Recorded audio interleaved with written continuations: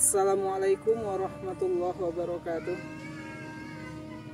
Sahabatku yang dibuat TV yang dimuliakan oleh Allah Subhanahu wa Ta'ala, semoga kita semua selalu dalam lindungan Allah Subhanahu wa Ta'ala dan selalu berada dalam selimut rahmatnya siang dan malam. Baiklah para sahabatku yang dibuat TV yang dimuliakan oleh Allah Subhanahu wa Ta'ala, kali ini kita akan membahas tentang mandi. Yang mana mandi ini banyak kita tidak mengetahui. Mungkin yang namanya mandi pasti setiap orang mengetahui, tetapi yang mandi junub, hadas besar lah, haid, nifas, wiladah, mungkin kita sedikit banyaknya harus mengetahui.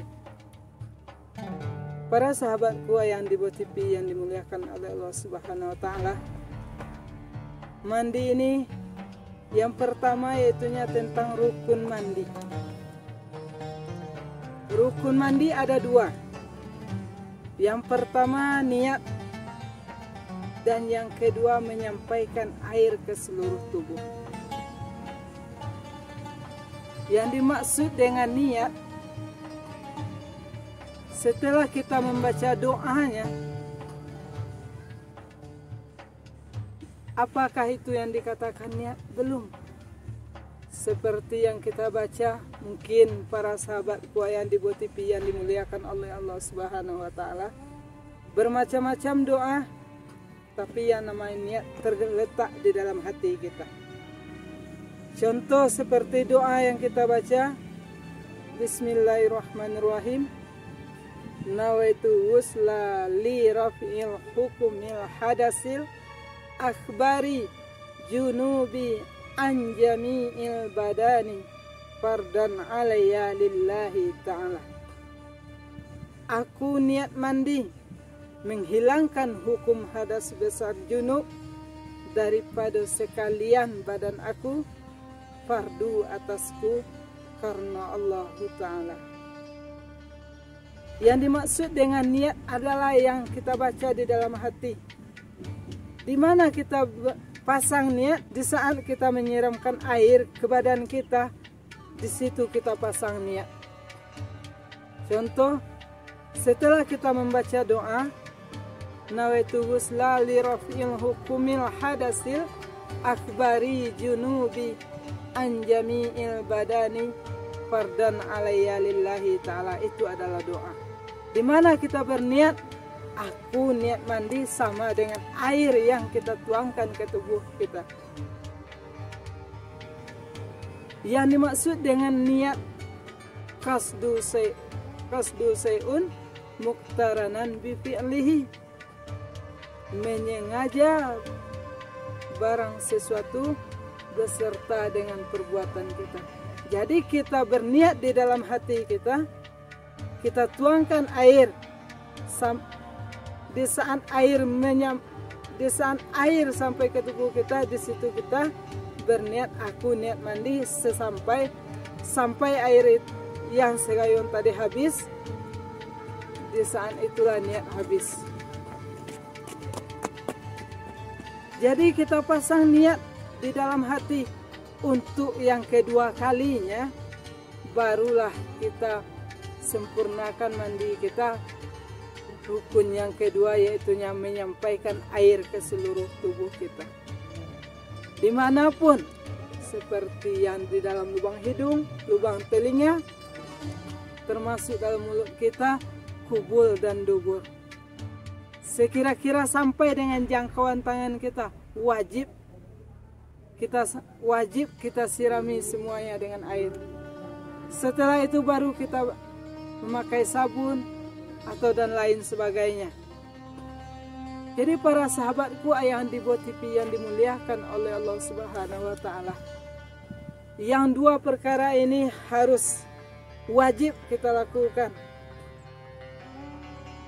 Sesuai dengan masalah niat yang telah kita pelajari, jangan kita hanya membaca doanya saja, tetapi kita tidak berniat. Yang dimaksud dengan niat yang tadi, qasdu say'un muqtaranan bi fi'lihi, menyengaja barang sesuatu disertakan dengan perbuatan kita. Jadi sudah jelas bagi kita, jika kita berniat dahulu baru kita siramkan. Wallahu a'lam. Mungkin tidak sesuai dengan hadis Nabi, innamal a'malu binniyat. Memang sesungguhnya beramal ini butuh niat, tapi niat itu di dalam hati, bukan disebutkan dengan lisan kita. Jadi para sahabatku yang di TV yang dimuliakan oleh Allah Subhanahu wa Ta'ala, benar-benar kita pasang niat di dalam hati kita, semoga mandi kita menjadi mandi yang bersih. Jika mandi kita tidak sempurna, di mana kita akan bisa? Jika mandi kita tidak sempurna, jangan seandainya memperoleh keturunan kita, sedangkan mandi kita tidak suci. Kemana-mana kita membawa hadas besar, jangan sampai hal itu terjadi kepada diri kita. Jadi para sahabatku yang di TV yang dimuliakan oleh Allah Subhanahu wa Ta'ala, marilah sama-sama kita perbaiki amalan kita. Mudah-mudahan dengan menyampaikan tentang masalah mandi ini, para sahabatku yang di TV yang dimuliakan oleh Allah Subhanahu wa Ta'ala selalu diberikan hidayah dan petunjuk. Jadi yang dua perkara tadi wajib kita lakukan. Yang pertama niat, dan yang kedua menyampaikan air ke seluruh tubuh kita. Jika ada yang tertinggal atau yang tidak menyentuh batang tubuh kita, seperti kita terkena lem atau cat, maka air tersebut tidak sampai menyentuh kepada kulit kita, maka mandi kita tidak sah. Jadi sebelum mandi kita periksa dulu, jangan sampai hadas besar ini menjadi penghalang ibadah kita kepada Allah Subhanahu wa Ta'ala. Memang kita sudah mandi, tetapi kita tidak membaca doa dan niatnya. Wallahu a'lam. Seakan-akan jangan kita seperti bebek yang berenang, mandi tiap hari tetapi tidak ada baca doa. Jadi para sahabatku yang di TV yang dimuliakan oleh Allah Subhanahu wa Ta'ala, pengajian ini menjadi panutan bagi kita semua, terutama bagi diri saya sendiri. Baiklah para sahabatku yang di TV yang dimuliakan oleh Allah Subhanahu wa Ta'ala, paslah di kolom khairat, berlomba-lomba kita kepada kebaikan. Selagi ada pintu, selagi pintu dibukakan oleh Allah Subhanahu wa Ta'ala untuk kita.